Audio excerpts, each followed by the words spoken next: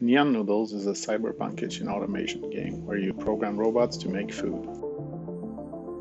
You'll first set up a kitchen, then use a record and replay system to define the programs the robots will follow. This will add the robot instructions to the timeline at the bottom of the screen, and that's your program. Playing back the program simply makes the robot follow the instructions you previously recorded.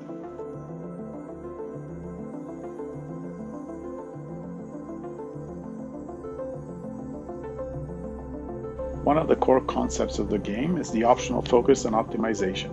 This additional constraint will result in very different solutions depending on whether you choose to make them smaller or faster.